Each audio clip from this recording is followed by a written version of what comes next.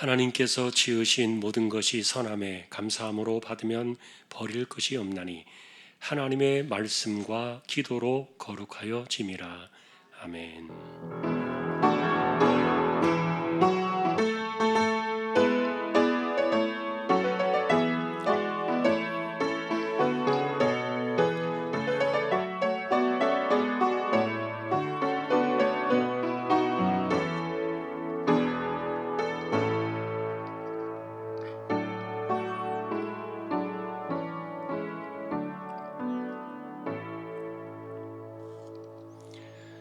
하나님 아버지 감사합니다. 오늘도 주님의 날을 주셨습니다. 저희들을 예배자로 불러주심에 감사합니다. 또한 각 처에서 예배로 함께하는 모든 심령들에게도 같은 은혜를 내려주시고 하나님 임재하셔서 영광을 받으시옵소서. 우리 모든 예배자들의 중심을 성령께서 붙들어 주셔서 인도해 주시고 하나님이 영광을 받으시는 거룩한 예배로 인도하여 주옵소서. 예배의 시종을 의탁합니다. 존귀하신 예수 그리스도의 이름으로 기도하옵나이다. 아멘.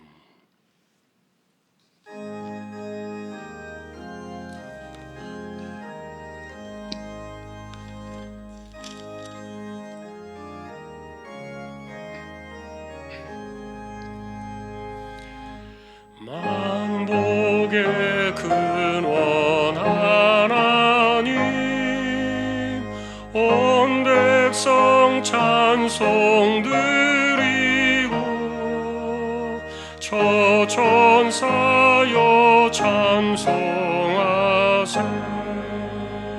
찬송 성루 성자 성령.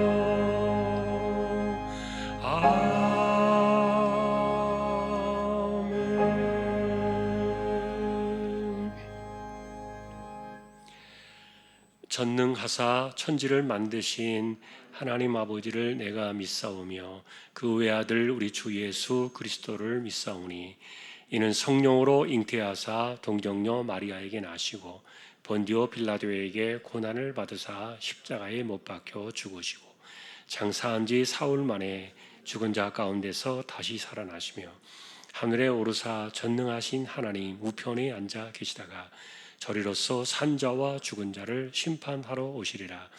성령을 믿사오며 거룩한 공예와 성도가 서로 교통하는 것과 죄를 사하여 주시는 것과 몸이 다시 사는 것과 영원히 사는 것을 믿사옵나이다. 아멘.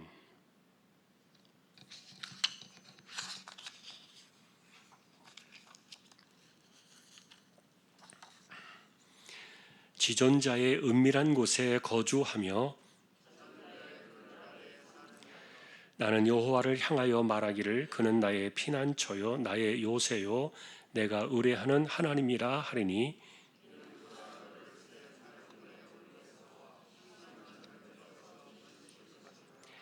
그가 너를 그의 기수로 덮으시리니 네가 그의 날개 아래에 피하리로다. 1000명이 내 왼쪽에서 10,000명이 내 오른쪽에서 엎드러지나 그가 너를 위하여 그의 천사들을 명령하사 하나님이 이르시되 그가 나를 사랑한즉 내가 그를 건지리라. 그가 내 이름을 안즉 내가 그를 높이리라. 아멘.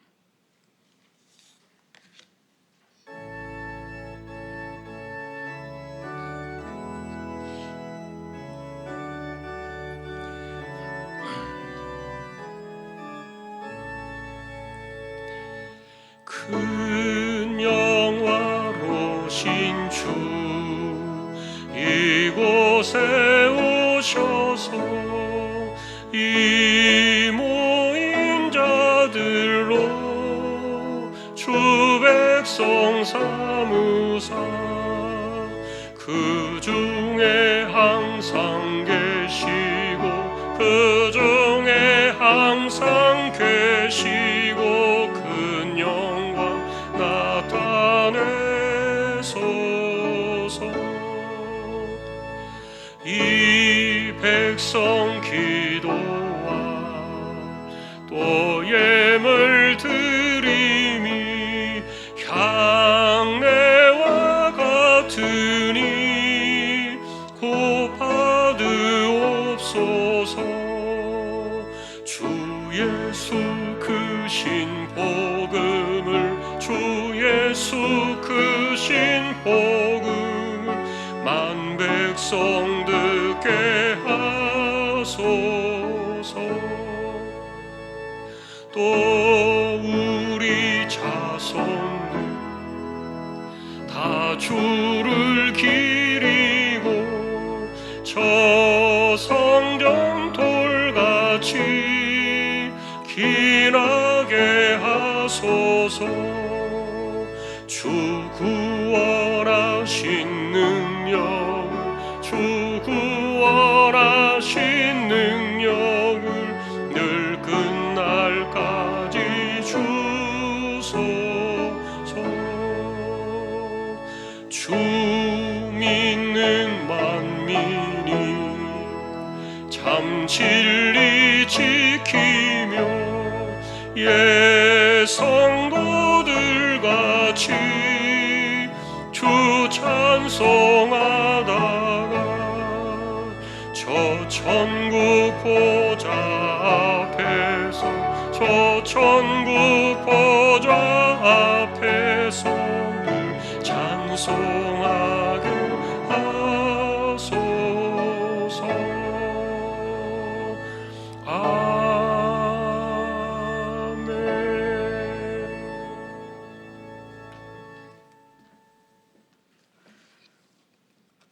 나의 힘이 되신 여호와여, 내가 주를 사랑하나이다.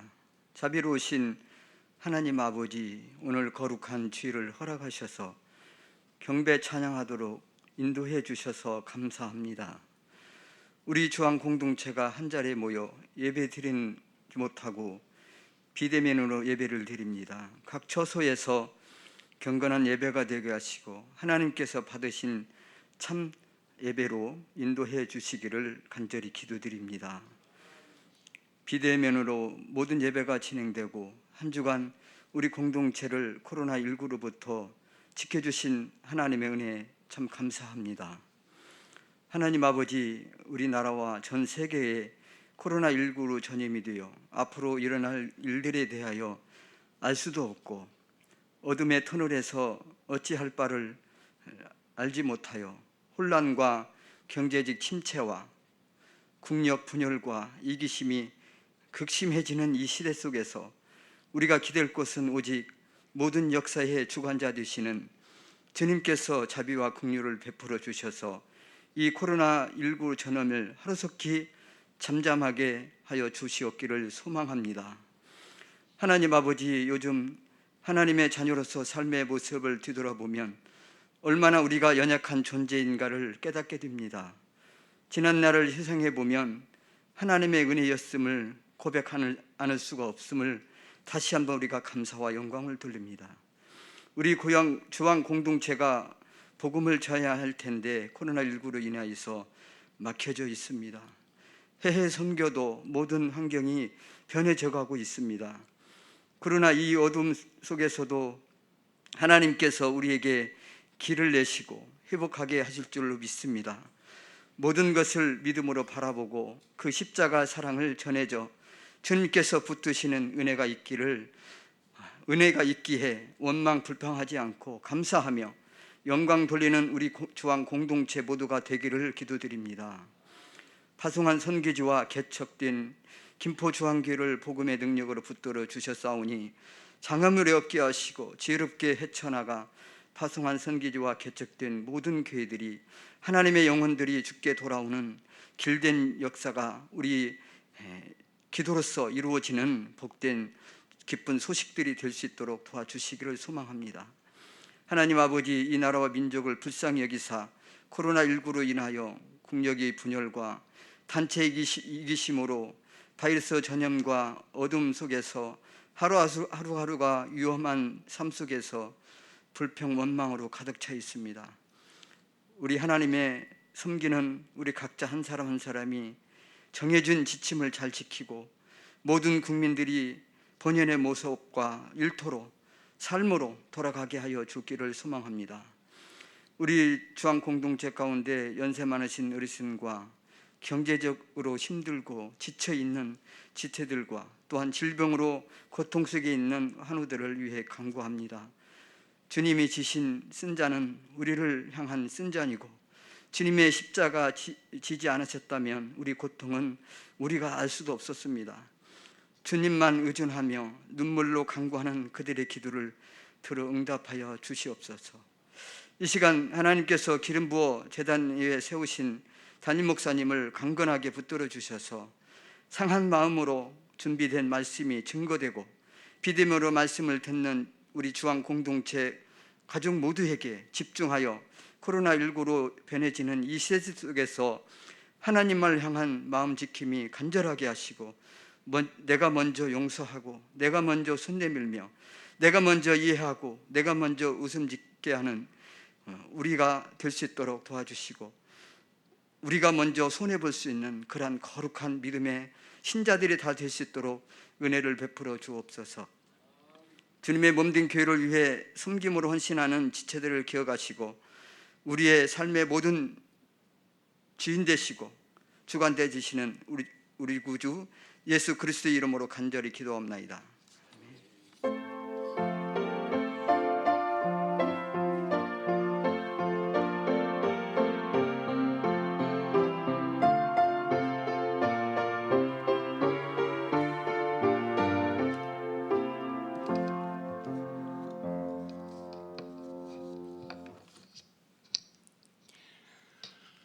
이제 오늘 주실 하나님 말씀 함께 봉독하겠습니다. 에스겔 37장 11절에서 14절이 되겠습니다.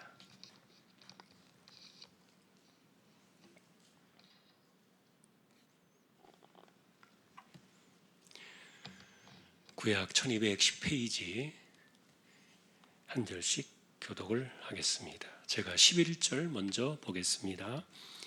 또 내게 이르시되 인자야 이 뼈들은 이스라엘 온 족속이라. 그들이 이르기를 우리의 뼈들이 말랐고 우리의 소망이 없어졌으니 우리는 다 멸절되었다 하느니라.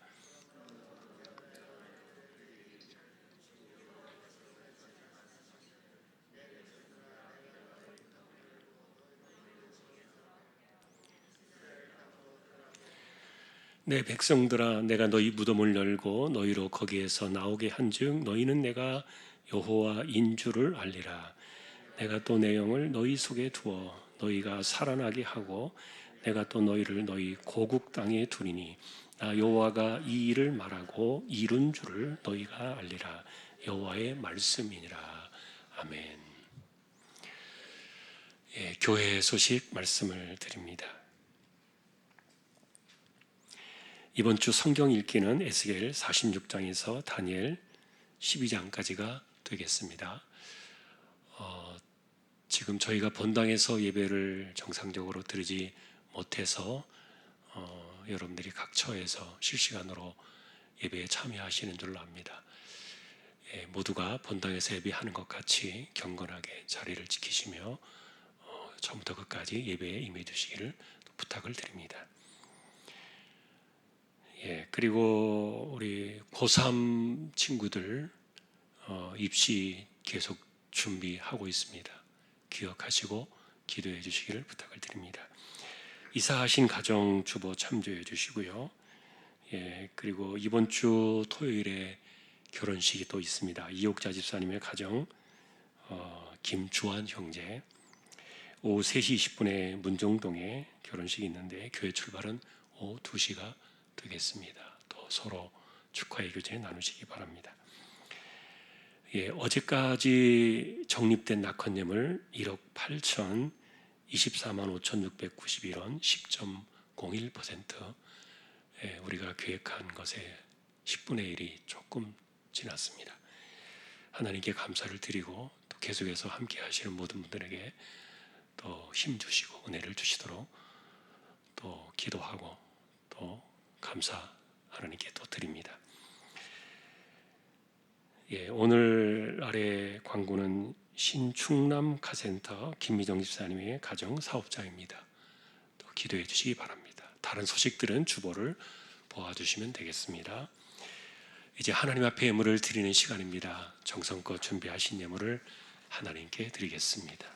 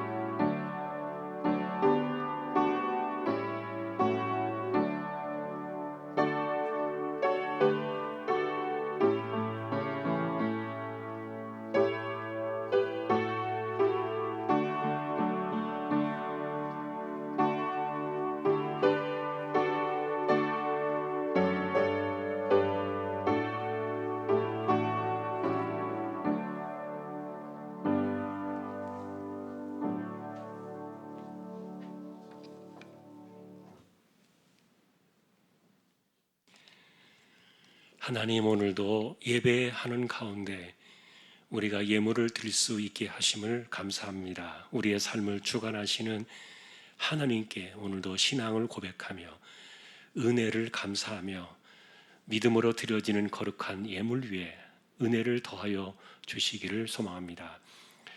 주일원금 10의 1조입니다. 목적을 따라 선교, 구제, 장학, 차량, 종신, 기금 드립니다. 또 감사하는 예물들이 있습니다. 하나님께서 언제나 마음의 중심을 살펴주셔서 이와 같은 때에도 하나님 의지하여 기도의 무릎으로 열심히 살게 하시고 그 살아가는 삶의 현장에 하나님께서 때를 따라 내리시는 은혜를 부어주셔서 우리의 삶이 마르지 않게 하여 주옵소서. 범사에 감사드리며 하나님께 사랑받는 믿음의 가정이 되기를 기도합니다.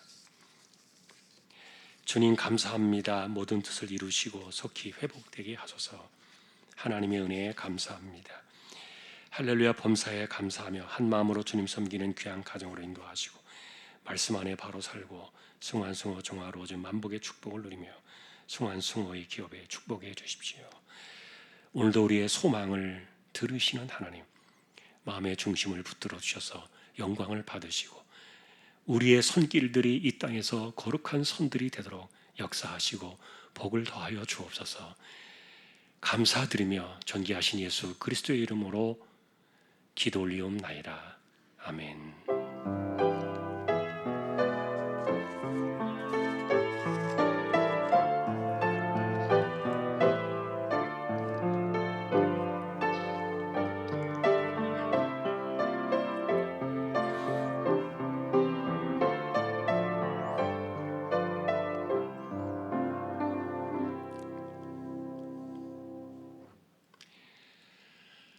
평안하셨습니까? 오늘도 말씀 앞에 서게 된 저와 여러분들에게 주님의 평강이 함께 하시기를 예수님의 이름으로 축복합니다. 지난주에 이어서 오늘도 에스겔 성경이 되겠습니다. 25살 즈음에 포로로 끌려가서 그 발강가의 난민촌에서 살다가 포로 생활 5년 차가 되던 30살 즈음에 선지자로 소명을 받아가지고 22년 동안 난민촌에서 사역을 하다가 52살의 생을 마감했던 파란만장했던 선지자 에스겔입니다. 이분의 사역은 크게 두 시기로 나눌 수가 있는데 포로 초기부터 예루살렘이 망하는 11년까지의 그 시간이 초기 사역이고, 그 다음부터는 예루살렘이 무너지고 난 이후에 16년 동안 BC 570년까지 이스라엘의 회복 그리고 예루살렘의 회복을 바라보면서 메시지를 전했던 그분의 사역을 에스겔서에서 두 개의 시기로 이렇게 나누어 볼 수가 있습니다. 지난번에 저희는 초기의 사역에 집중을 했었는데, 이 세상에서 우연한 것은 하나도 없다. 하나님의 주권 속에서 다 이루어진다. 그러니 멸망과 심판조차도 하나님의 주권으로 우리는 현실을 받아내야 한다. 지난주에 보신 첫 번째 주제였습니다. 그리고 이제 후기에는 예루살렘의 회복에 대한 선언이 나오는데, 오늘 본문이 그 중에 하나가 되겠습니다. 여러분들이 읽으신 에스겔 성경의 분위기도 예레미야서와 크게 다르지 않았을 겁니다. 예레미야서처럼 고통스러운 아픔들이 여기저기 많이 널려 있는 성경이고, 그래서 분위기가 많이 어둡고 희미한 것도 비슷합니다. 사실 에스겔의 초기 설교는 받아들이기가 힘든 주제였고요. 하나님의 백성들에게 당신들의 신앙의 중심이 되는 예루살렘이 망할 것이다. 그리고 하나님의 영광이 이스라엘을 떠나실 것이다. 직설적으로 이 심장을 후벼 파듯이 들어오는 이런 설교를 솔직히 제정신으로는 듣기 어려웠을 거예요. 그래서 이 메시지를 선포하던 당시에 에스겔은 6년 동안 혀가 입천장에 들러붙어서 반벙어리가 되어서 평상시에 말을 못했습니다. 그렇게 6년을 살아낸 것이 도리어 본인에게도 잘 되었을지 몰라요. 에스겔 말씀을 전하던 이 본인 자신도 하나님께서 예루살렘을 때려잡으신다, 이런 표현들을 쓰고 있는데, 이걸 말로 전하기가 본인도 상당히 어려웠을 것이다. 충분히 이해가 돼요. 그러나 당시에 이 길고 긴 이 고통의 터널을 지나가는 당사자들과는 달리 오늘날 우리가 만나는 이 에스겔 성경은요, 심판 가운데서도 복이 있다, 이런 기이한 논리를 우리가 발견하게 됩니다. 만일에 어떤 누군가가 어둡고 긴 고통의 시간을 홀로 버티면서 싸워내야만 하는 분들이 계시다면, 당신의 시간은 반드시 지나서 새날의 아침이 찾아올 것입니다. 긴 밤을 지새워 운다 할지라도 아침은 반드시 찾아옵니다.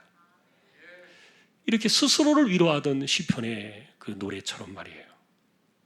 에스겔은 모든 것을 다 잃어버렸던 그들에게도 비로소 헤아리기 어려웠던 그 회복의 메시지를 보내고 있어야만 했던 거예요. 심판 가운데서도 복이 있다. 사실 이런 메시지는요, 난민촌의 사람들을 우롱하는 소리처럼 들렸을지도 몰라요. 맞을 대로 다 맞고 이미 터질 대로 다 터졌는데, 그 밑빠진 항아리에 복을 부어주신다고 해봐야 그게 무슨 의미가 될까? 그럼에도 우리는 이런 가운데서 하나님의 신실하심을 읽어내는 것이 쉬운 일은 아니지만, 그러나 반드시 그리해야 한다는 것을 우리 성경을 통해서 알게 됩니다. 지난번 에가서에서도 우리는 예레미야가 우리에게 건넸던 그 이야기들이 생각나실 거예요. 하나님께 말을 거는 법을 배우자. 힘들다, 아프다, 고통스럽다.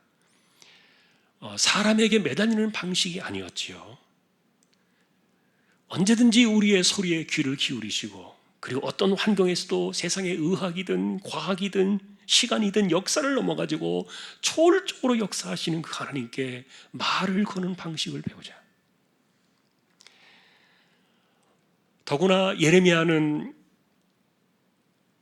우리를 향한 하나님의 본심에 매달리지 않은 것을 눈물로 울먹이면서 전했는데, 그 이야기를 우리가 잊을 수가 없지요. 인생으로 고생하며 근심하게 하는 것이 하나님의 본심은 아니시다. 그러니 만일 어느 누군가가 이런 말씀을 붙잡고 하루에도 수십 번, 수백 번 심장을 칼로 긋는 것처럼 그 말씀의 흔적을 자신의 가슴 속에 새겨가면서 이 아픔의 시간을 버텨내는 사람들이 있다면, 마찬가지로 비슷한 그런 믿음을 붙잡고 침묵 가운데서 기다림의 긴 시간을 견뎌내야만 했던 그 예레미야의 이야기가 어쩌면 우리 모두를 위한 보통 사람들의 이야기일 것이다. 그런 신앙으로 찾아옵니다. 비록 자기 백성을 심판하시고 예루살렘을 허물어 버리시고 바벨론으로 유배를 보내셨을지라도 에스겔이 우리에게 전하고 싶은 두 번째 메시지는 이겁니다. 하나님은 단 한순간도 자기 백성을 버리신 적이 없다. 그러니 어떤 환경 속에서도 그 말을 끝까지 붙들어야만 한다면 그것이 우리의 평범한 일상을 넘어가지고 고통의 시간에 빠져드는 사람들에게도 정말 더욱 절실한 해법이 되는 그런 진리로 다가오고 있다는 말이에요. 여러분, 우리는 이런 것에 이 에스겔의 두 번째 회복의 메시지를 만나면서 아픔 가운데서도 만나는 신앙의 맛이 있다. 그런 것들을 이제 우리가 보게 되는데, 사실 비극적인 이 슬픔 속에 예루살렘을 넘겨버린 하나님의 심판은 정당하십니다. 편파적이거나 불공평하지 않으십니다. 공의로운 가운데 이루어진 일이었기 때문에. 그럼에도 불구하고 언제나 하나님의 백성들이 붙들어야 될 진리는 뭐냐? 하나님은 한 번도 당신들을 버린 적이 없으시니까 어제나 오늘이나 영원토록 변함없이 역사의 주권자로 계시는 그 하나님, 그리고 이 세상의 주인으로 계시는 그 하나님, 그분 안에서만 해답이 나오기 때문에 그분을 바라봐라. 이것이 명백한 진리였던 거예요. 그렇다면 여러분, 우리가 에스겔서에서 만날 수 있는 그 당시의 이스라엘의 현장, 예루살렘의 패망이 마치 태풍처럼 훑고 지나가 버렸던 그들의 현실은 과연 어땠을까? 오늘 우리가 읽으신 이 37장의 이 본문은 그들이 처한 현실들을 하나의 그림처럼 처참하게 그려내어주고 있습니다. 에스겔이 목격했던 그 골짜기의 현장, 이것은 처음에는요, 에스겔이 생각하던 그 난민촌의 모습과 패망으로 얼룩져버린 예루살렘의 모습은 아닐 거라고 생각을 했어요. 고단하고 힘든 것은 분명히 맞지만, 그러나 뼈로 가득한 이 골짜기의 모습, 이게 우리의 모습은 아닐 거야, 그렇게 여겼단 말이에요. 더구나 그 골짜기 지면을 보니까 힘이 많이 널려서 그 뼈들이 아주 말라버렸는데, 마치 오래전에 버려진 뼈들처럼 살은 썩어서 모두 다 없어져 버리고, 비바람에 말라빠진 그 쾌한 모습들이 이게 모든 희망조차 삼켜버린 그 당시의 현실이라고 하나님께서는 에스겔의 그 골짜기를 보여주셨지만, 이게 과연 우리의 모습인가? 이게 예루살렘의 모습이었는가? 인정하기 쉬운 상황은 아니었다는 말이에요.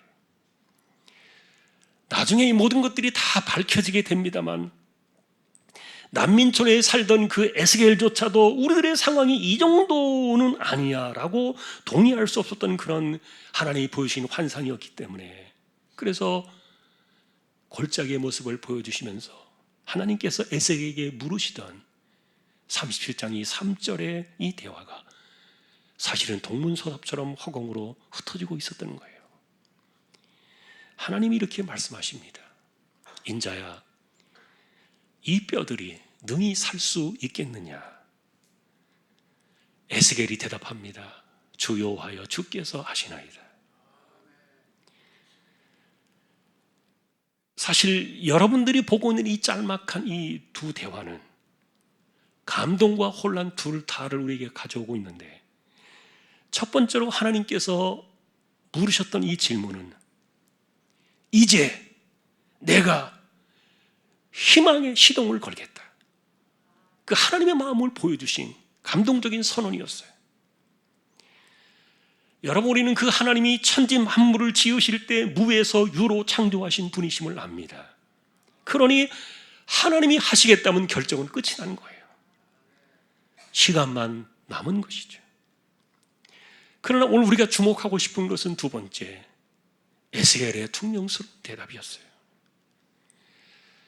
사실 주께서 아시나이다 이 말은 반갑거나 기다렸다는 그런 태도의 대답이 아니었어요.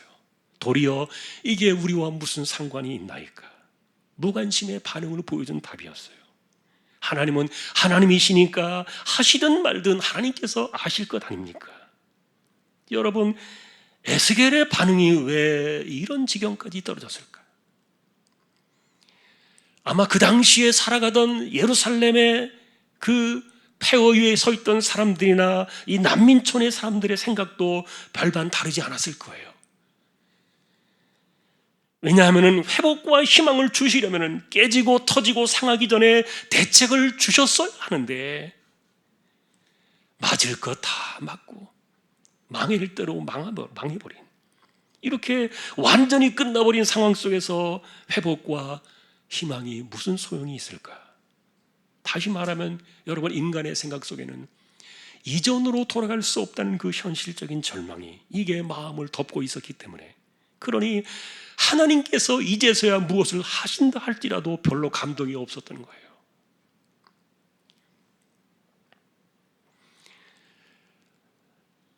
아마도 하나님의 손은 우리의 삶에 언제나 구체적으로 간섭하신다. 우연은 하나도 없다. 모든 것의 섭리 속에는 주권의 신앙이 있다. 그래서 우리가 이런 것들을 바라보면서 현실을 견뎌내야만 하는 그런 고통들이 우리에게 있다면, 이것이 하나님의 주권에서 온 아픔이라고 생각이 되는 사람들이 있어서, 그래서 하나님께 온전하지 못하지만 그러나 좀 삐진 마음, 그런 마음들을 가지고 시큰둥하게 하나님의 주권을 바라보는 사람들이 혹시라도 있다면, 우리는 그들의 마음이 믿음이 없어서 그런 것은 아니라는 것을 우리는 알 수가 있어요. 다가온 그 삶의 현실의 그 아픔들이 너무 크기 때문에, 그리고 그 인간 한계의 늪에 빠져가지고 하나님의 나라를 바라볼 수 있는 관점들이 지금 닫혀 있기 때문에, 예를 들면은 변화산 아래에서 귀신 들린 아들을 고쳐달라고 제자들에게 왔던 그 아버지가 실망한 가운데 예수님을 만났지만, 예수님께도 이런 반응을 보인 거 비슷하다고 보는데, 만일 할 만하시거든 고쳐주십시오. 여러분, 이 말이 얼마나 맥 빠지는 소리입니까? 그분이 어떤 분이신데 할 수 있거든이 이게 무슨 말입니까? 그러니 주님께서 바로 말씀하신 거예요. 할 수 있거든이 무슨 말이냐? 믿는 자에게는 능히 하지 못할 일이 없느니라. 그러나 여러분, 왜 이런 대화들이 오고 와야 합니까? 자신의 현실 속에 다가온 그 한계에 부딪힌 인간의 생각은 하나님의 나라를 볼 수가 없기 때문에 해봐야 거기서 거기 아닌가. 틀에 박혀있는 인간의 사고방식 그 이상을 기대할 수 없는 한계의 사람들은 갇혀있기 때문에 그렇다는 거예요. 마찬가지로 오늘 우리가 두 번째로 주목하고 싶은 이 에스겔의 대답 속에서 그 당시의 환경들을 읽어내고 있고, 그리고 이 과정 속에서 하나님이 우리에게, 그들에게 무엇을 말해주고 싶은가를 우리가 지금 보고 있는 건데, 당시의 에스겔 역시 이렇게 비바람에 바싹 말라버린 이 골짜기의 뼈들로 도대체 뭘 하실 수 있을까? 사람의 생각은 하나님의 생각 그 이상을 넘어설 수가 없었던 거예요. 여러분, 사실 사람들이 어려움을 만났을 때 생각하는 정도가 어디까지겠습니까? 예를 들면 좋은 집에 살던 어떤 사람이, 돈을 잘 벌던 사람이 하루아침에 길바닥에 내침을 당했습니다. 지난 20여 년 전에 나라가 부도가 났을 때 우리 곁에 그런 사람 한둘이 아니었어요. 아니면은 건강이라면 자신 있게 살아왔던 그런 사람에게 어느 날 갑자기 덜컥 주저앉는 일이 생긴다면, 사람들이 할 수 있는 일이 과연 무엇일까? 그리고 어디까지 할 수 있을까? 아마도 길바닥에 내침을 당한 사람의 입장에서는 돈을 융통하거나 도움받을 방법들을 여기저기 알아보겠지요. 아니면 갑자기 건강의 연약함에 빠진 상태에 있는 사람 분들에게서는 치료 방식이나 약을 찾아가지고 삶의 패턴을 바꾸려고 노력을 하겠죠. 그래도 이런 분들은 희망의 끈을 놓지 않은 분들이에요. 사람이 할 수 있는 일은 거기까지 일지라도 말이에요. 중요한 것은 그 이상 완전히 다른 일들은 생각조차 할 수 없는 한계, 이게 우리가 살아가는 인간의 현실이라는 거예요. 그러니 문제는 왜 이렇게 이스라엘을 골짜기에 마른 뼈다귀처럼 완전히 피와 살을 다 말려버리신 후에 이제 와서 그들을 일으키시겠느냐?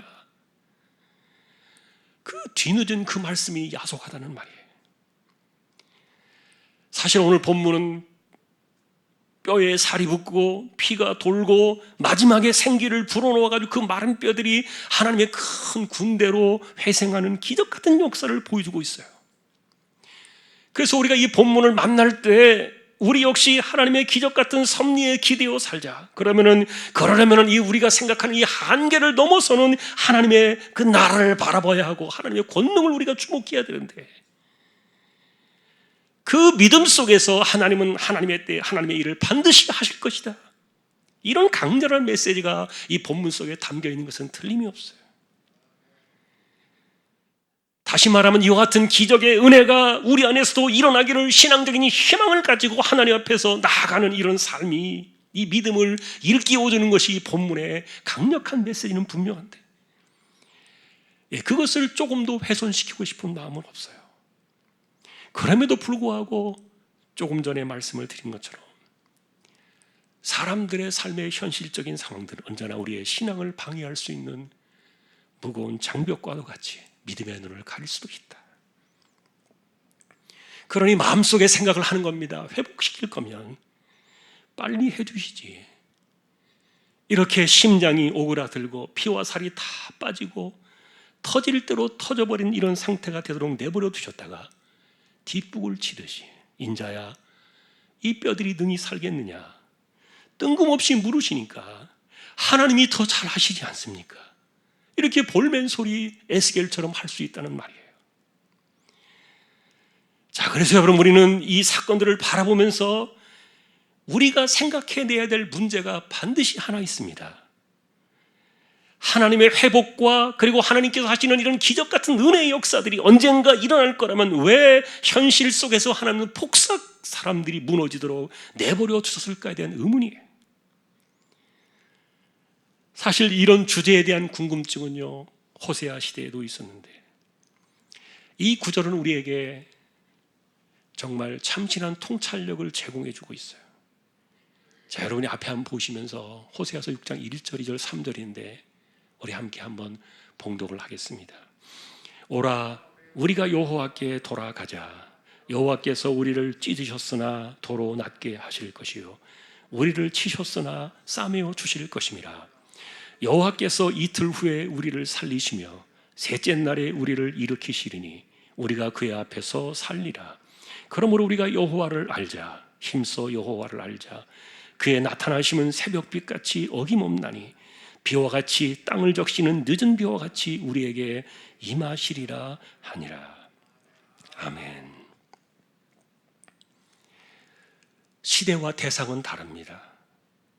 그러나 이 말씀을 주신 분은 바로 그 하나님, 그분이 맞습니다. 우리가 문자적으로 이 호세아서 이 내용을 보면 찢으셨으나 낫게 하신다, 치셨으나 싸매어 주신다, 조금 앞뒤가 안 맞는 것처럼 오해가 생길 수 있는 구절이에요. 그러나 여러분, 하나님의 찢으심은 언제나 정당하다는 것을 우리는 알아야 돼요. 그리고 하나님께서 치시는 이 사건은 언제나 정당하시다. 하나님은 한 번도 불공평하게 공의가 깨진 상태에서 편파적으로 이루신 적이 한 번도 없어요. 언제든지 찢을 수 있고 치실 수 있는 분은 공의로우신 하나님 한 분밖에 없는데, 그러나 문제는 그 하나님이 도로 낫게 하신다. 그리고 그 하나님이 싸매주신다. 그러니 여러분, 사실 우리의 이 메시지의 초점은 회복과 싸매어 주심에 있는데, 호세아는 이어서 이 이야기를 말하기를 이틀 후에 우리를 살려내시고 셋째 날에 우리를 일으키실 것이다. 여러분, 이틀, 사흘 이런 시간적인 간격은요 그렇게 길지 않다는 것을 말해주는 성경의 언어예요. 그리고 결국은 우리가 하나님 앞에서 살게 될 것이다, 이것을 강조해주고 있는데, 그러니 여호와를 알자, 힘써 여호와를 알자. 그분의 생각이 무엇이고 그분의 뜻이 무엇이고 그분의 섭리가 무엇인지 우리는 그분의 생각을 분명히 알자. 왜냐하면 하나님의 주권과 이 섭리는 새벽빛같이 어김없이 오시기 때문에. 비슷한 통찰력을 제공해 주는 호세아서의 성경이에요. 그러니 여러분, 하나님의 뜻은 언제나 명쾌하십니다. 우리가 기억하지 못할 뿐이에요. 자, 이 말을 우리가 생각해 보면 이렇습니다. 난민촌에서 살아가던 그들의 신앙을 보면은요, 호세아의 메시지가 그들 안에서 살아나는 것을 보게 돼요. 난민촌의 삶은 확실히 찢어졌습니다. 그리고 터져버렸습니다.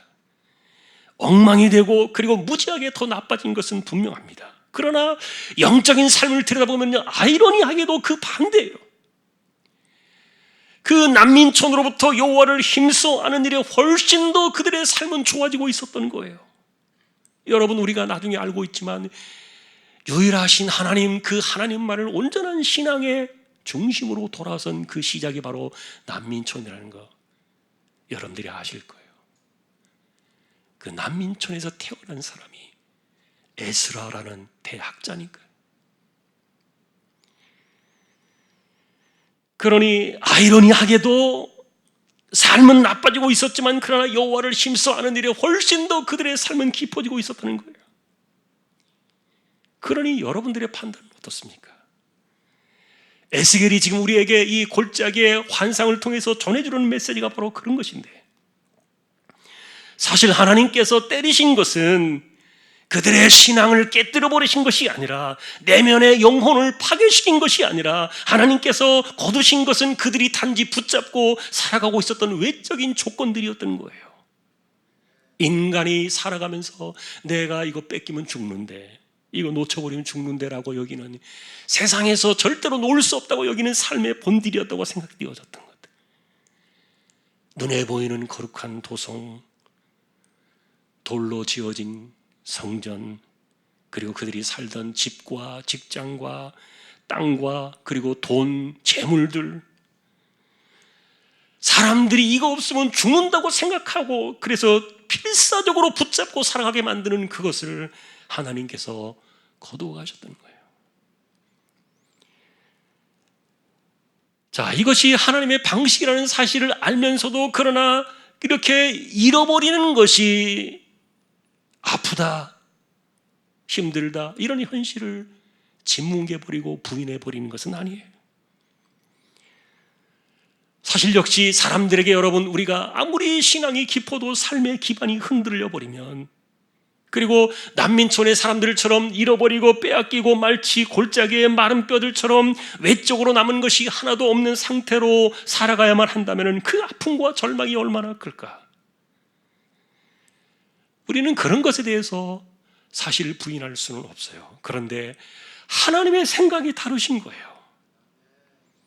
하나님 말씀하시는 것은 이겁니다. 내가 너희들에게 가져간 것은 너희가 기대며 살았던 그 외적인 요소들, 그게 전부다.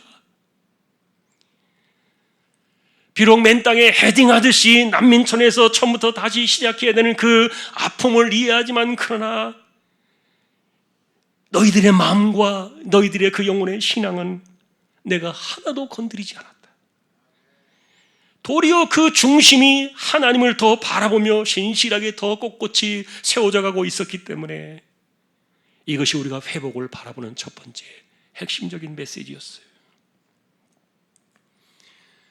하나님은 그의 백성들을 골짜기의 마른 뼈처럼 내등등히 쳐버리셨지만, 그러나 마음의 신앙과 그 영혼의 중심은 절대로 털끝 하나 건드리지 아니하시고, 여러분, 그거 잃어버리면 영원한 것을 잃어버리니까 그게 얼마나 무거운 것입니까? 그러니 세상에 있는 모든 것들은 다 잃어버릴지라도 하나님을 향한 신앙이 무너져 버린다면 거기에 회복의 메시지는 없는 거예요. 그러나 하나님은 그들의 신앙과 그들의 영혼은 하나도 손상되지 않게 지켜주셨어요. 그러니 영이 살아있다면 육신적인 것들의 상실은 그렇게 중요하지 않을 수도 있다. 그러니 우리가 이 골짜기의 환상을 통해서 만나게 되는 두 번째 진실은 뭐냐 하면 우리가 잃어버린 것을 우리는 다시 채워지고 우리가 빼앗겼던 것을 다시 되찾고 그리고 없어진 것이 다시 돌아오는 이런 것들을 회복이라고 부르지 않으신다는 거예요. 하나님이 말씀하시는 회복은 우리가 생각하는 회복의 개념과는 다르다. 골짜기의 뼈들이 살아나겠느냐라고 물으실 때 투명하게 대답을 하던 이 에스겔에게 하나님께서는 다시 말씀을 주고 계시는데 오늘 우리가 읽으신 11절에 가서 보니까 하나님이 그를 깨우쳐 주시기를 인자야 이 뼈들이 곧 이스라엘 온 족속이니라. 그런데 그 뼈들이 하나님께 소리쳐 외치고 있습니다. 우리의 뼈들이 말랐고 우리의 소망이 없어졌으니 우리는 다 멸절되었나이다. 그래서 그 뼈들에게 태어나라 이렇게 말씀을 주셨다는 거예요. 그리고 이 뼈들의 상태를 12절 13절에서 주목되는 단어 하나가 뭐냐 하니까 무덤이라는 단어예요. 여러분이 해석이 필요한 단어가 아니에요. 이스라엘의 상태가 무덤 속에 파묻혀진 해골과 같았다. 적어도 하나님이 보실 때는 그들의 삶을 그렇게 아프게 이해하고 계셨던 거예요. 영적인 것만을 강조하시면서 인간의 아픔을 그냥 외면하시는 분이 아니셨다는 거예요.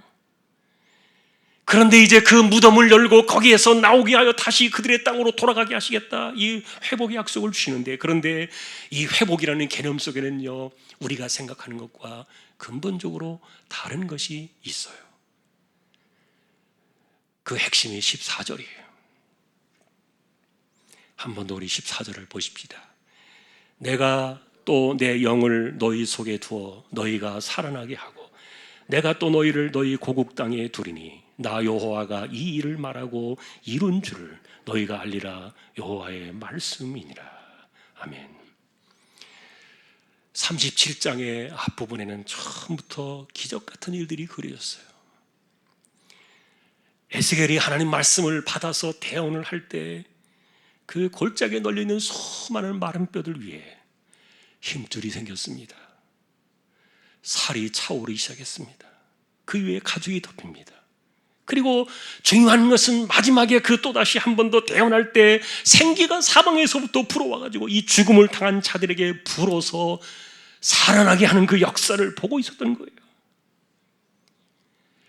여러분 이런 기적들을 가리켜 우리는 회복이라고 부를 수 있는데 그러나 여기에서 확실하게 다른 점이 뭐냐면 생기라는 겁니다. 회복의 포인트는 생기였어요. 이것을 우리가 보신 14절에서는 하나님의 영이라 이렇게 설명하고 계시고요. 이른바 하나님의 생기, 성령의 생명을 이야기하는 겁니다. 그러니 이 골짜기의 환상을 통해서 우리에게 말씀하시는 이 회복의 개념을 이야기할 때 우리가 주목하는 바는 하나님의 영, 성령의 생기와 관련이 있는데 이것은 여러분 우리가 신약의 관점으로 바라본다면 무엇입니까? 이전에는 인간이 주인 되는 인생을 살아왔다면 이제 회복이 하나님의 주권 속에서 이루어지고 난 이후에 그 인생의 주인은 하나님의 영 성령이 되실 것이다.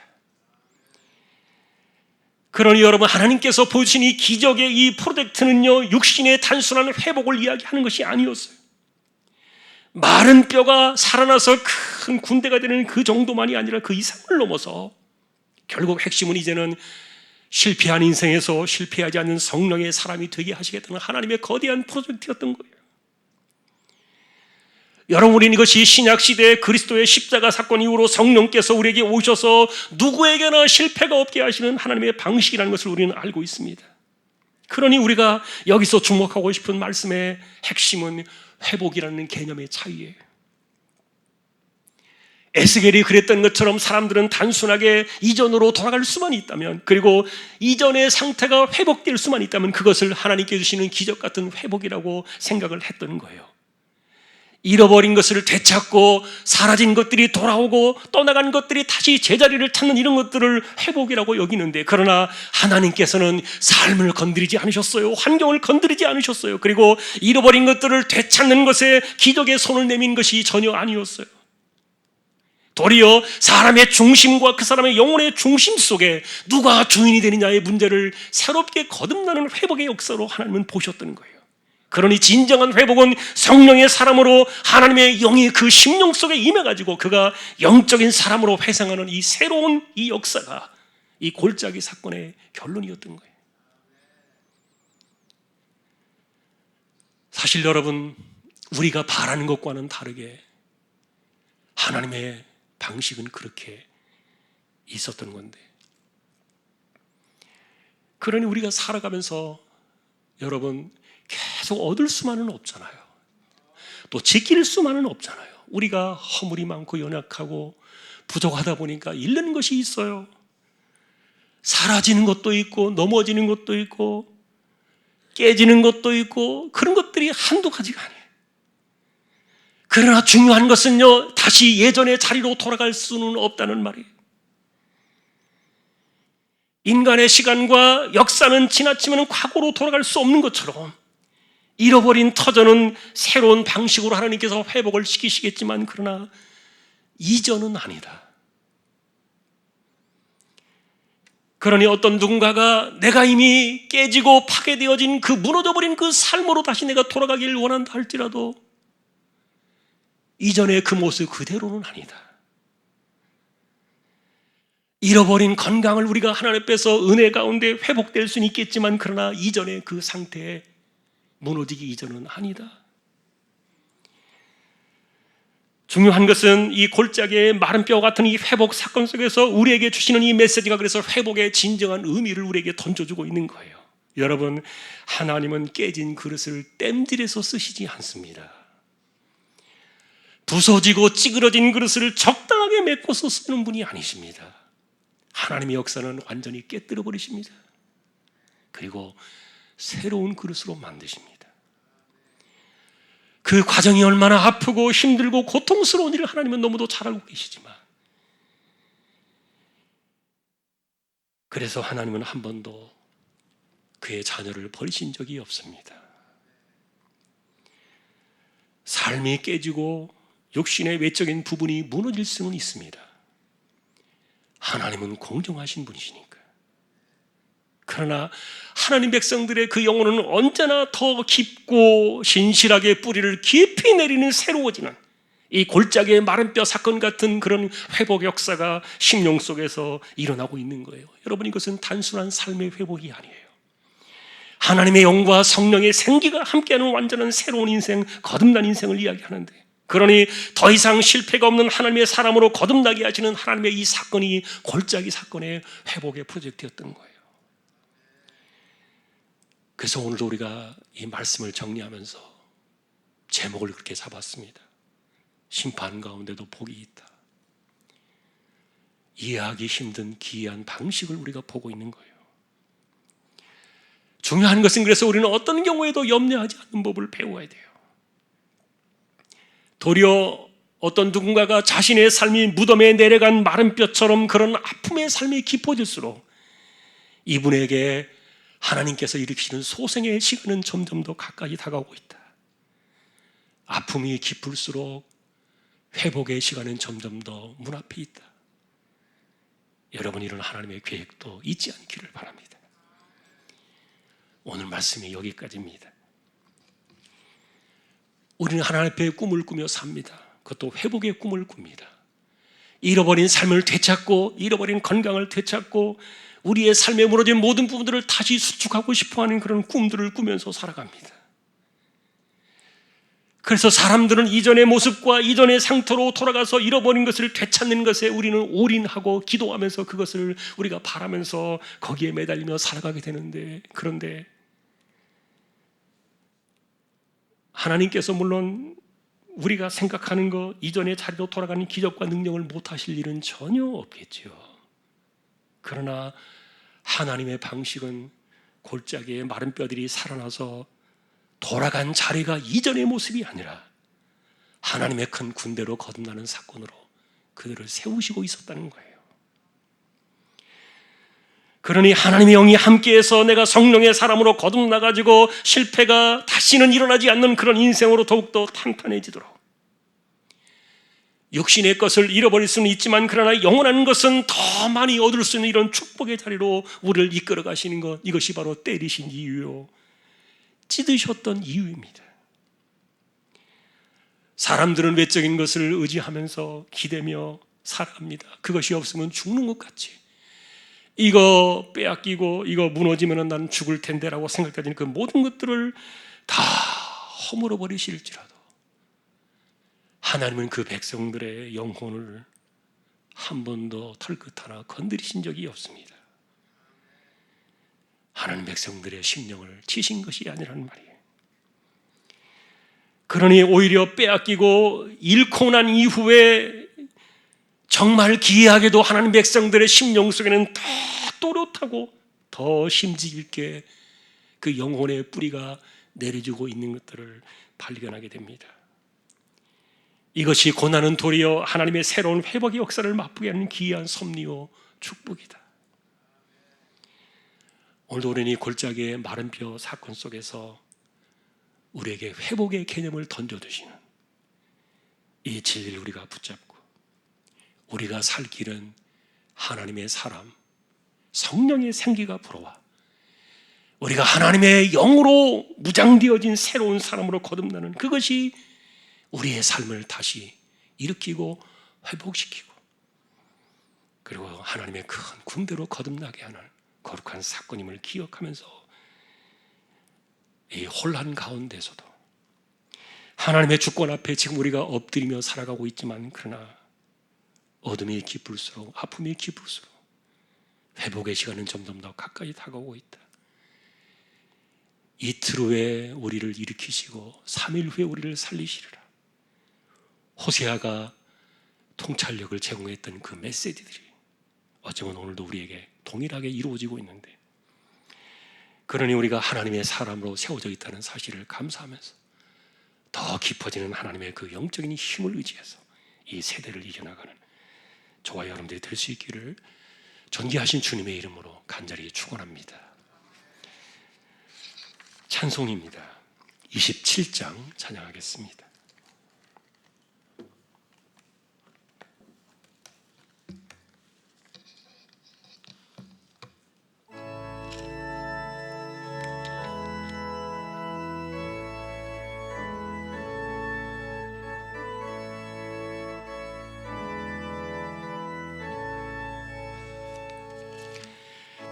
빛나고 높은 보좌와 그 위에 앉으신 주 예수 얼굴 영광이 해같이 빛나네. 해같이 빛나네. 지극히 높은 위엄과 한없는 자비를 무천사 소리 합하여 늘 찬송 드리네. 늘 찬송 드리네. 영죽을 나를 살리 그 영광 떠나서 그 부끄러운 십자가 날 위해 지셨네. 날 위해 지셨네. 나 이제 생명 있음은 주님의 은혜요. 저 사망 권세 이기니 큰 기쁨 넘치네. 큰 기쁨 넘치네. 주님의 보좌 있는데 천한 몸 이르러 그 영광 몸소 배울 때 내 기쁨 넘치리. 내 기쁨 넘치리. 아멘.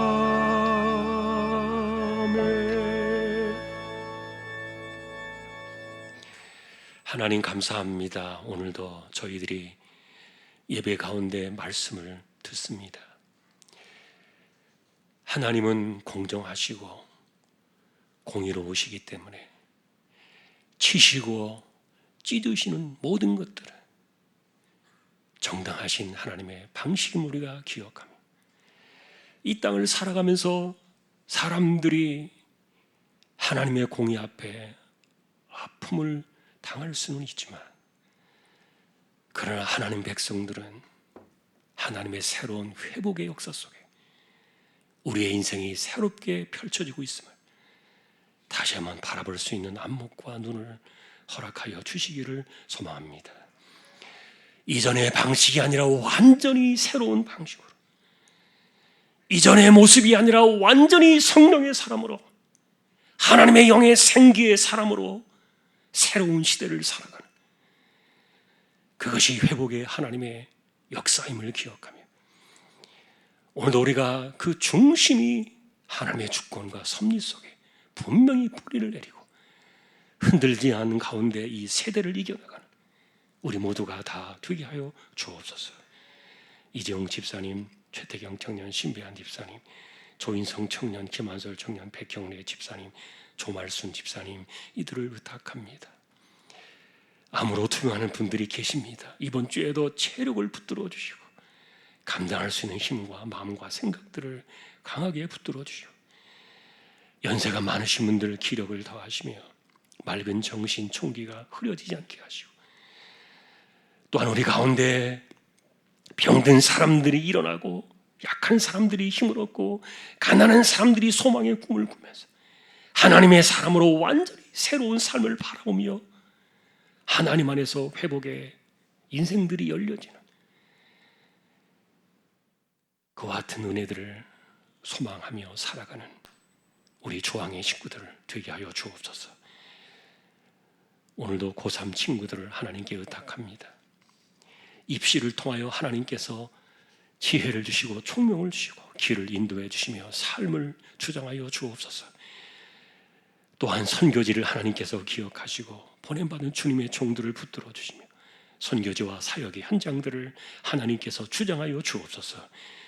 개척된 교회와 보냄받은 주님의 종과 이 땅에 한국에 세워진 교회들과 그리고 수많은 하나님의 백성들, 오늘도 불쌍히 여겨주셔서 하나님의 주권 속에서 무릎을 꿇고 살아가며 긍휼을 구하며 하나님께서 또 이루실 하나님의 일들을 기대하며 믿음으로 세상을 이겨나가는 우리 모두가 되기를 원하며, 또한 하나님, 여전히 코로나가 있는 이때에 교회나 성도들이 감염 때문에 어려운 일을 당하지 않도록 하나님 무탈하게 지켜주시기를 다시 한번 소망합니다.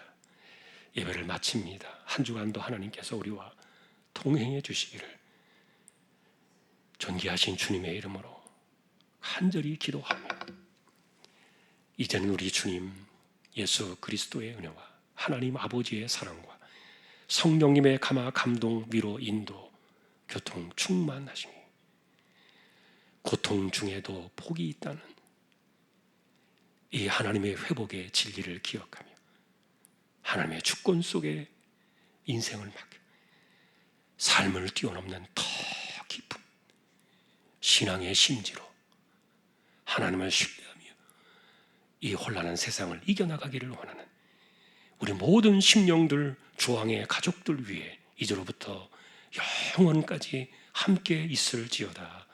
아멘.